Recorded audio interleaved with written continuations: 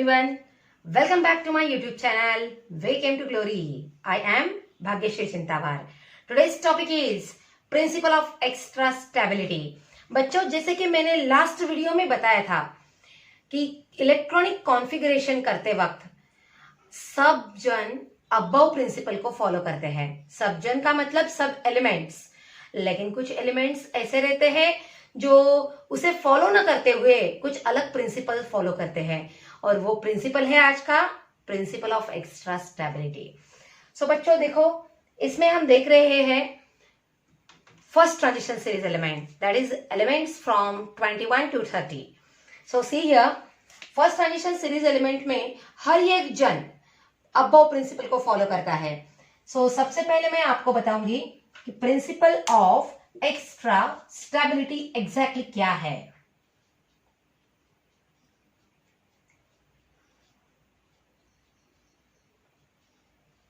Principal of extra stability, बच्चों ये जो प्रिंसिपल है, इस प्रिंसिपल के अनुसार, that is called the principle, states that an empty subshell, half filled subshell and completely filled subshell, these are extra stable, and those subshell which are near to this try to acquire this electronic configuration and becomes stable।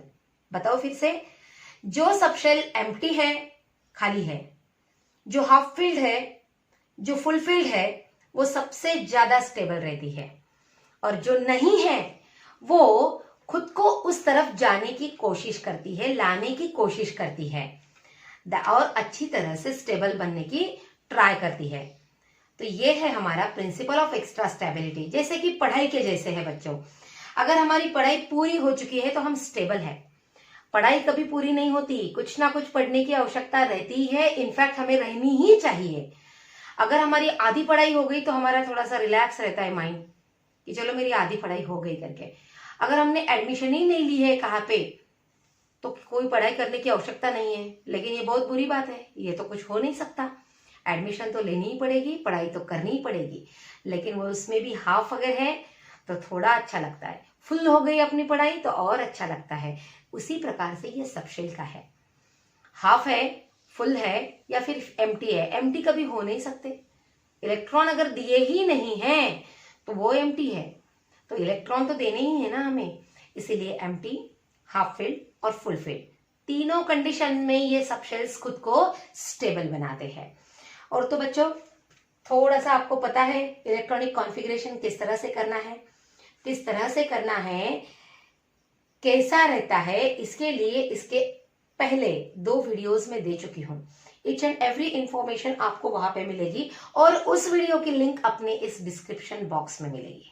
Okay, so see here we have first one 21 से लेकर 30 तक elements को याद भी रखना है। तो सबसे पहले मैं आपको थोड़ा सा आउट ऑफ द वे जाके एक मराठी में वर्ड्स लिख के दे रही हूं कुछ। स्कटी, वक्र, मन, फेकोनी, कुझना।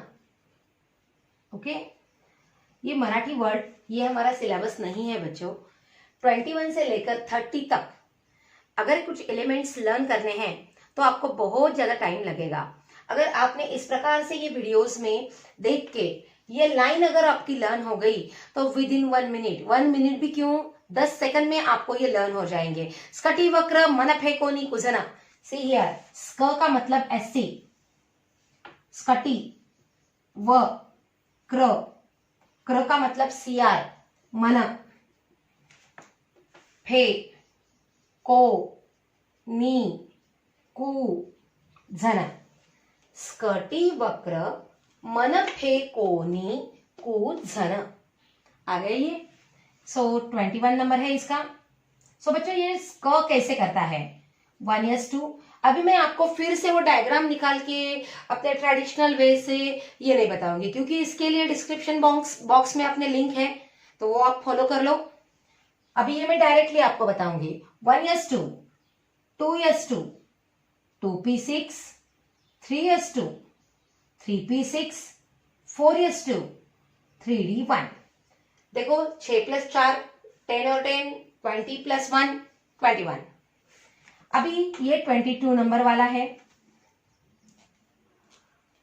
हाँ 1s2 2s2 2p6 3s2 3p6 4s2 3d2। Okay, in the same manner 3d 10 तक आएगा। सो d की कैपेसिटी है 10, तो ये हमारा कंटिन्यूअस चलता रहेगा। 23 मैं ये सेम जो है ना बच्चों, ये इस प्रकार से लिख के दूंगी आपको। इसमें से आपका टाइम भी बच जाएगा, लेकिन आपको लिखते वक्त पूरा लिखना है। 3d3 मैं आपको लास्ट 2 लिख के दूंगी क्योंकि यहां से यहां तक कॉमन है। 4s2 3d4 4s2 3d5। ये क्यों लिख के दे रहे हूं? क्योंकि इसका काम है, यहां तक 3p6 तक कोई चेंजेस नहीं है, as it is copy paste. Okay, so Fe 26 number का है, 27 28 29 30। अभी ये यहां से 3p6 तक एज इट इज कॉपी है। 4s2 3d6 4s2 3d7 4s2 3d8 4s2 3d9 4s2 3d10। Okay बच्चों, समझ में आ रहा है? सो ये है अकॉर्डिंग टू अबव प्रिंसिपल। सिर्फ टाइम बचाने के लिए, आपको भी वीडियो का टाइम बचाने के लिए मैंने ये ऐसे लिख दिया है, क्योंकि 1s2 से लेकर 3p6 तक हर एक चीज में कॉमन है, और 4s2 और 3d का ऑर्बिटल मैंने लिख लिया है। सो ये पूरे एलिमेंट्स अबव प्रिंसिपल को फॉलो करते हैं। लेकिन एक्चुअली क्या होता है ना, लास्ट वीडियो में मैंने बताया था कौन नहीं करता फॉलो, कौन दूसरा रूल फॉलो कर रहा है, इसके लिए मैं आगे बताऊंगी। तो ये वक्त आ गया है। सी हियर, यहां हर एक जन अबव को फॉलो कर रहे हैं एक्सेप्ट ये दोनों। क्यों नहीं करते? क्योंकि इसके पीछे रीजन है प्रिंसिपल ऑफ एक्स्ट्रा स्टेबिलिटी। कैसे बताया था हमने? जो फुलफिल है वो स्टेबल है, जो एम्प्टी है वो स्टेबल है, जो हाफ फिल्ड है वो स्टेबल है। एम्प्टी को छोड़ दो, जिसमें इलेक्ट्रॉन नहीं है उसका हमारे साथ लेना देना ही नहीं है। एम्प्टी है, छोड़ देना है।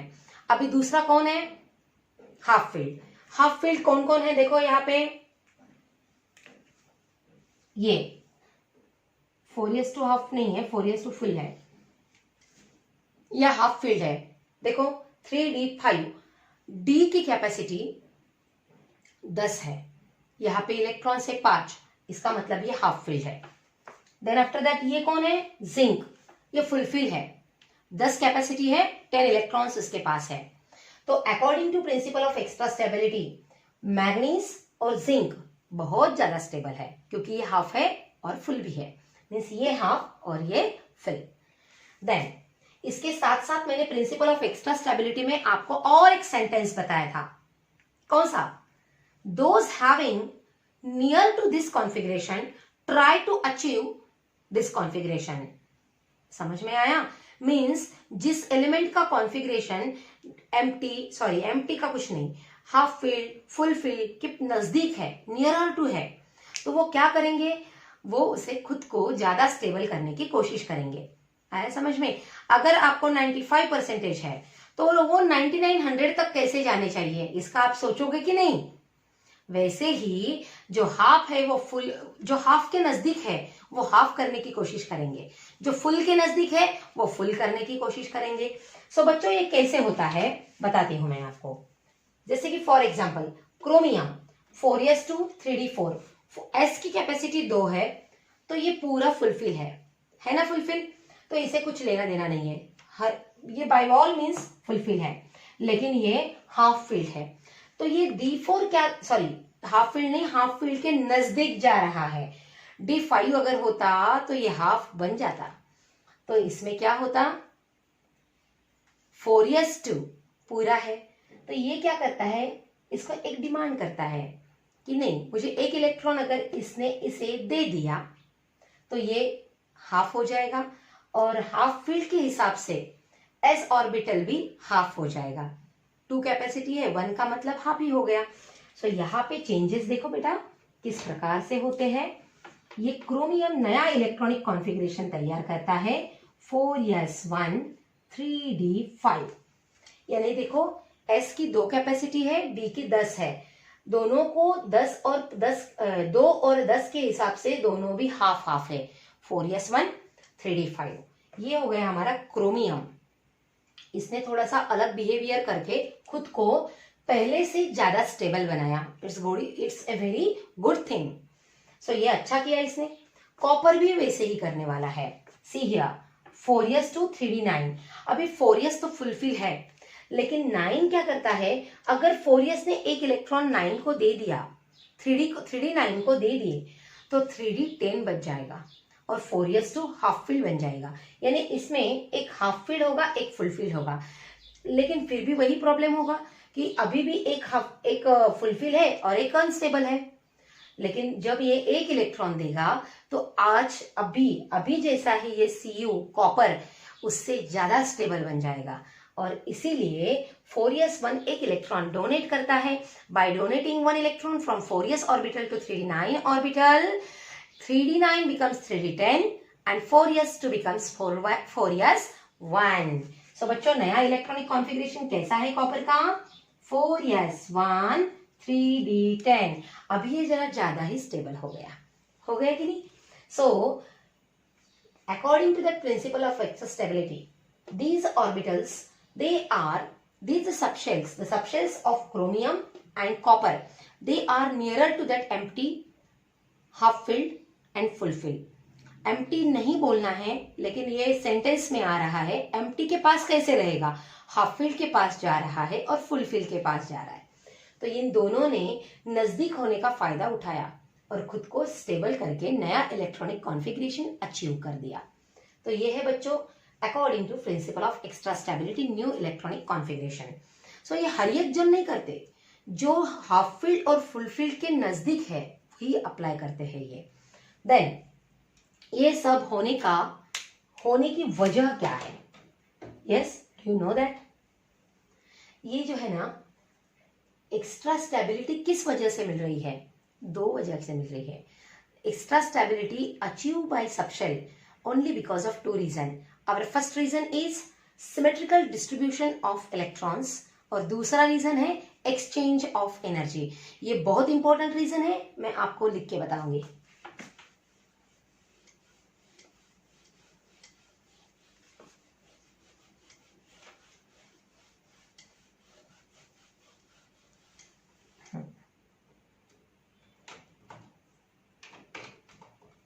See here, इसमें अब हम डायरेक्टली फोकस करेंगे क्रोमियम पे। एक्स्ट्रा स्टेबिलिटी किस वजह से? 2 रीजन की वजह से। कौन सी? सिमेट्रिकल डिस्ट्रीब्यूशन ऑफ इलेक्ट्रॉन और दूसरा है एक्सचेंज ऑफ इलेक्ट्रॉन। है समझ में? अब ये सिमेट्रिकल डिस्ट्रीब्यूशन क्या चीज है? सी हियर, जैसे क्रोमियम में last electronic configuration 4s2 3d4 रहता था, तो ऐसे वक्त ये इलेक्ट्रॉनिक कॉन्फ़िगरेशन बॉक्सेस टाइप में लिखते वक्त हम 3d4 पहले ले सकते हैं बच्चों, 3d4 और 4s2। सो ये d ऑर्बिटल जो रहता है वो 5 बॉक्सेस में बढ़ जाता है, 1 2 3 4 5, और ये 4s1 s ऑर्बिटल सिंगल है। सो मैं यहाँ पे एक एक इलेक्ट्रॉन डिस्ट्रीब्यूट कर रही हूँ।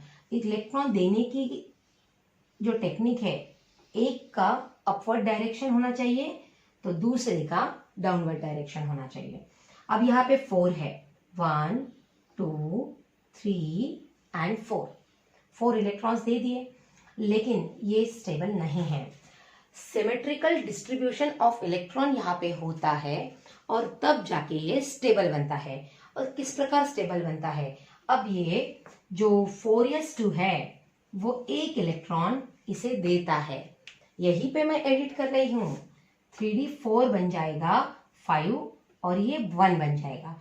ये एक इलेक्ट्रॉन कट होगा और यहाँ पे ऐसे सिमेट्रिकल डिस्ट्रीब्यूशन की वजह से स्टेबिलिटी और बढ़ती है। और रहा सवाल एक्सचेंज ऑफ एनर्जी का। सी बच्चों, ये जो एक्सचेंज ऑफ एनर्जी है, ये सबसे पहले जब ये 4 था तो 4 मैं फिर से यहाँ पे आपको वही एडिट करके बताऊंगी, ठीक है। एक्सचेंज ऑफ एनर्जी के लिए ये इसी को मैं एडिट करूंगी। पहले ये 4 था और ये 2 था, ये तो फुलफिल है, no exchange of energy takes place. So 3d4 क्या करता है, ये एनर्जी किस किस को दे सकता है। सी हियर, ये इसे दे सकता है, इसे दे सकता है, इसे दे सकता है। दूसरी डायग्राम में हम देखेंगे 1 2 3 4, 1 2 3 4 यहाँ पे नहीं है, ठीक है। सो ये फुलफिल है तो बार बार नहीं निकालेंगे हम इसे। अब ये पहले को हम छोड़ देंगे क्योंकि उसने ऑलरेडी एक्सचेंज कर चुके हैं एनर्जी लेवल्स, एक इसे और एक इसे देगा। और फाइनली थर्ड डायग्राम में वो क्या करेगा बेटा, 1 2 3 एंड 4, दूसरा भी निकल गया, तीसरा। ओके, सो ये 1 2 3 4 5 6 टाइप से एनर्जी एक्सचेंज कर सकता है जब हम 3d4 लिखते हैं। लेकिन अगर मैं अभी 3d5 का बताऊंगी, ये मैं इरेज नहीं करूंगी क्योंकि मुझे अभी कंपेयर करना है दोनों को। सो नया वाला इलेक्ट्रॉनिक कॉन्फ़िगरेशन CR24 वाला 3d5 4s1। सो बच्चों देखो 3d5 1 2 3 4 5 और ये 1, एक इलेक्ट्रॉन यहाँ पे और यहाँ पे 5 है, तो यहाँ पे मैं अलग अलग इस प्रकार से लिख रही हूँ। अगर हम ये नहीं भी सोचेंगे, इसे भी मिल जाएगा, लेकिन ये नहीं भी करेंगे तो भी इलेक्ट्रॉन लेवल्स देखना है आपको किस प्रकार होती है। मैं इसे ऊपर से दिखाऊंगी, ये पहले इसे देगा, बाद में इसे, बाद में इसे, बाद में इसे, यानी 4 टाइप्स मिल गए हमें। अब दूसरा पार्ट 1 2 3 4 5, अभी दूसरे से तीसरा और चौथा, यानी 7 एक्सचेंजेस हो गए। देन आफ्टर दैट तीसरे में कैसे होता है बच्चों, हर बार हम क्या कर रहे हैं, फर्स्ट को ले रहे हैं और सबको एक्सचेंज कर रहे हैं, सेकंड को ले रहे हैं, सबको एक्सचेंज कर रहे हैं। अभी थर्ड को लेंगे, फिर से एक्सचेंज करेंगे। अभी फिफ्थ को ऐसे लेंगे, 1 2 3 4 5 दिस लेंगे। देखो ये और ये अगर कंपेयर करोगे तो ये नंबर ऑफ एक्सचेंजेस बहुत ज्यादा होते हैं। जितनी ज्यादा फ्लेक्सिबिलिटी है, जितनी ज्यादा एक्सचेंजिंग एनर्जीज है, उतनी ज्यादा स्टेबिलिटी रहती है। और इसीलिए इन दोनों को कंपेयर करेंगे तो इससे बेटर ये इलेक्ट्रॉनिक कॉन्फ़िगरेशन है और इसीलिए ये कंफर्म इलेक्ट्रॉनिक कॉन्फ़िगरेशन है क्रोमियम का। सो इसमें एबनॉर्मल नहीं है, ये एक्सेप्शनल जो बिहेव करते हैं उसे क्रोमियम है और कॉपर है। लेकिन किस लिए कर रहे हैं, to achieve an extra stability. So in this way what is the extra stability, those subshells which are empty, half filled or full filled, these are extra stable, and those are nearer to this electronic configuration, they are trying to achieve this electronic configuration, okay, so that it becomes stable। तो नहीं, अगर है तो stable है, नजदीक है तो और ज्यादा स्टेबल होने की कोशिश कर रहे हैं, इनफैक्ट कर चुके हैं। So in this way this is my video and thank you for watching this video. Please do like, share and subscribe my channel.